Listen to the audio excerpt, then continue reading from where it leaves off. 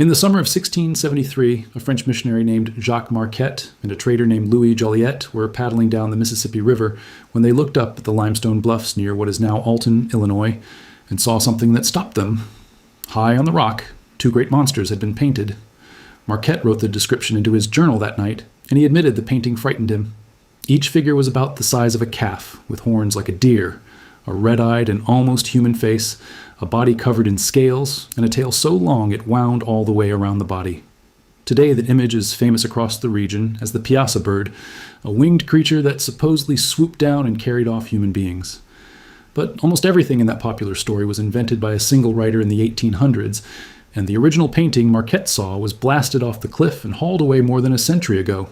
So we are left with a strange gap, a real monster on the rock, recorded by a named man on a known date, and a famous legend about it that turns out to be mostly fiction. What was actually painted on that bluff?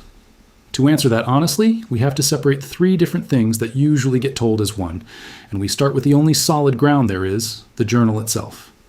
The record begins with Marquette, and it is worth being precise about what he did and did not write, because his account is the single most reliable piece of this entire story. Marquette and Jolliet were on their 1673 expedition down the Mississippi, the first documented European journey along that stretch of the river. Marquette was a Jesuit missionary and a careful diarist, trained to observe and to record, and his journal of the voyage is one of the founding documents of the exploration of the interior of the continent. Whatever his misreadings of the people he met, he was not in the business of inventing monsters. When he set down what he saw on the bluff, he was doing the one thing his account can still be trusted for, describing, in plain detail, a real painting that was really there in front of him. Somewhere along the bluffs above the water, in the area of present-day Alton, Illinois, just upstream from where the Missouri River pours into the Mississippi, they passed a high rock face carrying two large painted figures. Marquette described them carefully. Each was roughly the size of a calf.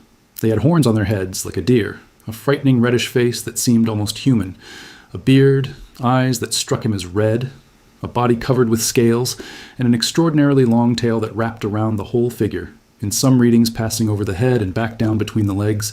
The colors were red, green, and black, and they were well enough painted that Marquette doubted any indigenous artist could have made something so fine, which says more about his own assumptions than about the painting.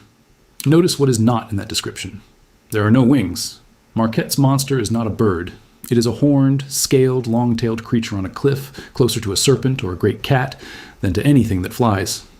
Hold on to that, because the missing wings turn out to be the key to the whole puzzle. The bluffs themselves are real and still there. The Mississippi still runs beneath the limestone cliffs near Alton, and anyone can go and stand at the foot of them today.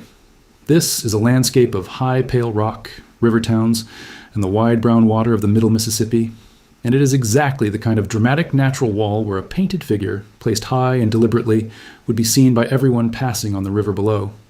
The setting matters more than it first appears, because this stretch of river was not a wilderness. Just downstream, where the Missouri and the Mississippi meet, lies the heartland of the Mississippian world. A few miles from the bluffs stood Cahokia, once the largest city north of Mexico, a place of great earthen mounds and tens of thousands of people at its height, centuries before Marquette arrived. The people of this region were not isolated bands passing through. They were the inheritors of one of the most sophisticated societies in ancient North America, a society that filled its art with commanding spirit beings. A carefully painted monster on a prominent river bluff, right in that heartland, is exactly the kind of thing that world produced. If you enjoy documentaries that take a famous story apart carefully and show you what is real underneath, take a moment to subscribe, because it genuinely helps these longer videos reach people who like history done honestly. Because between Marquette's careful journal and the legend people tell today lies a second document, and that one is where the trouble starts. For more than a century and a half after Marquette, the painted figures on the bluff drew comment from travelers who passed beneath them. Later voyagers on the Mississippi mentioned the monsters on the rock, and their accounts suggest the images were kept up over time, renewed and repainted rather than left to simply fade, which is itself a sign that they mattered to the people of the river and were not a one-time curiosity. The painting was a living landmark for a long while before it became a legend. But the version that made the Piasa famous, the version that swallowed all the others, came from a man named John Russell. Russell was a professor at Shirtliff College near Alton, and around 1836 he published a piece titled The Tradition of the Piasa. In it, he told a dramatic story. A monstrous winged creature, he wrote, had once terrorized the Illini, swooping down from the bluffs to seize and devour human beings, until a brave chief named Uatoga offered himself as bait and led warriors to kill it with poisoned arrows. Russell said the name Piasa meant the bird that devours men, and he tied the whole legend to the painting on the cliff. It is a genuinely good story, vivid and dramatic and easy to retell, and that is exactly why it spread. It was reprinted in newspapers and travel accounts, embellished with each retelling, and absorbed so completely into the identity of the Alton area that the winged bird became a local emblem, painted and repainted on the bluffs, and printed on everything from postcards to business signs. Over time, the story grew a whole set of extra details that were not even in Russell, added by later writers who wanted the legend richer still. By the time most people met the Piasa, they met it as a finished piece of folklore, with no seam showing where the real painting ended and the invented tale began. The trouble is that it does not hold up, and this is the point where an honest documentary has to stop and take the famous legend apart. Because the winged man-eating bird is, to the best evidence we have, largely John Russell's invention. Start with the source Marquette left us. His careful eyewitness description from 1673 has no wings and no bird in it at all. The single most reliable record of the painting flatly contradicts the central feature of the popular legend. A monster that is repeatedly, specifically described as horned, scaled, and long-tailed is not a bird, and Marquette, who was frightened enough to write it all down in detail, would hardly have left out a giant pair of wings.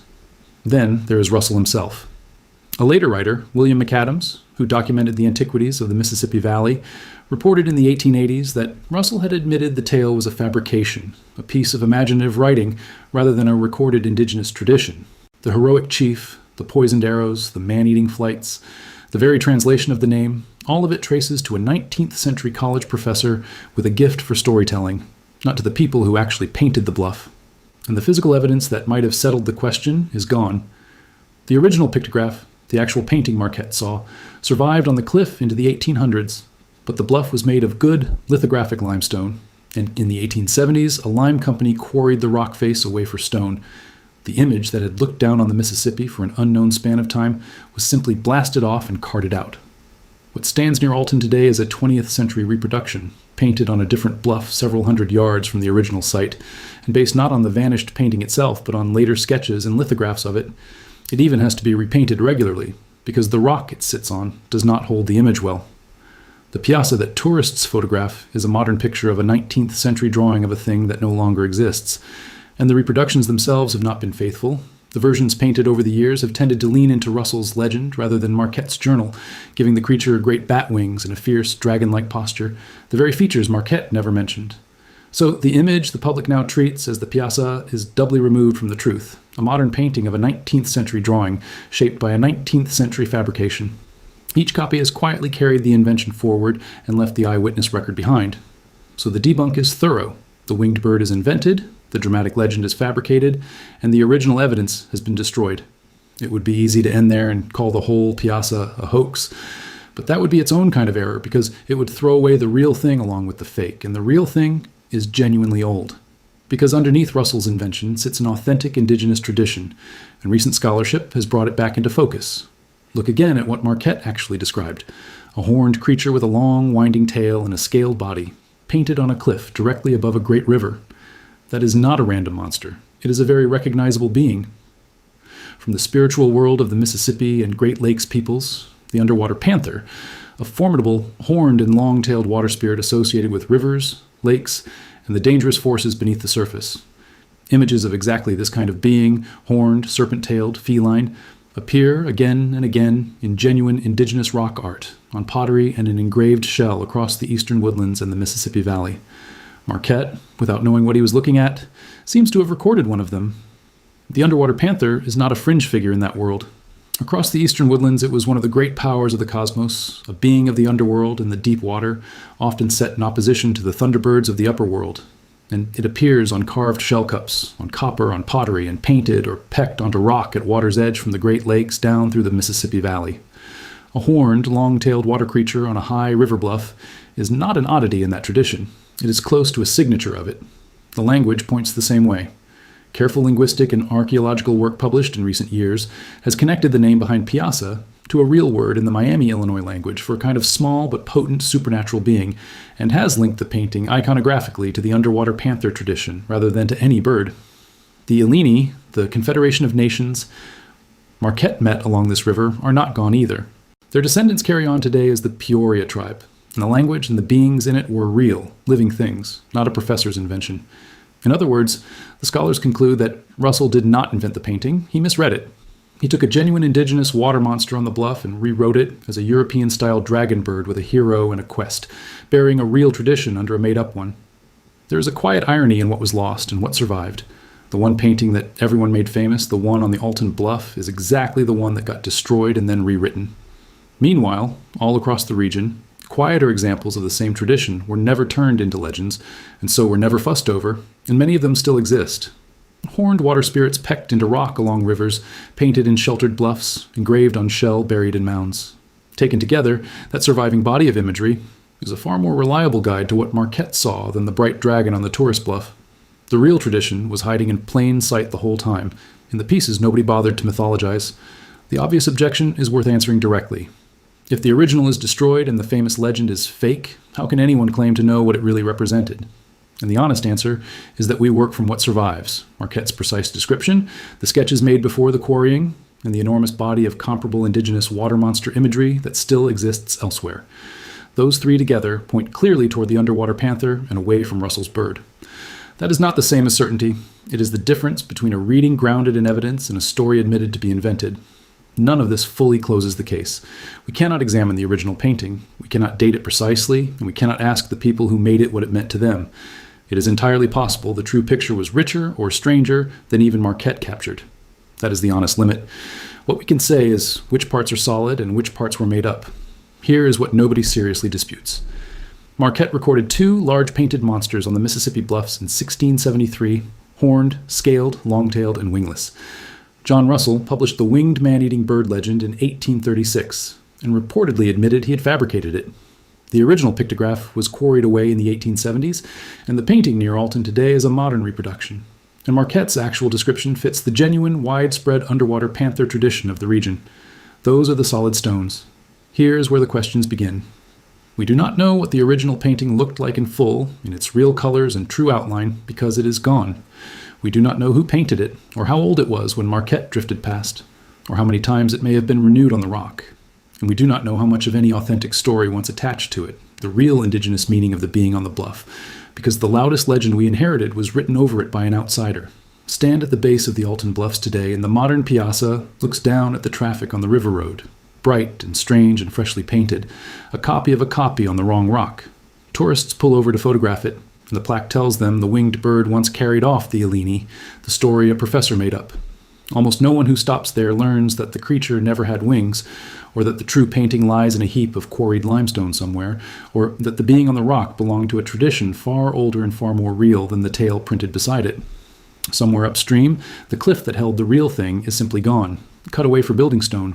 And out across the wider country, on other cliffs and other pots and other pieces of engraved shell, the horned water spirit that Marquette actually saw still coils and watches, in the images that were never destroyed.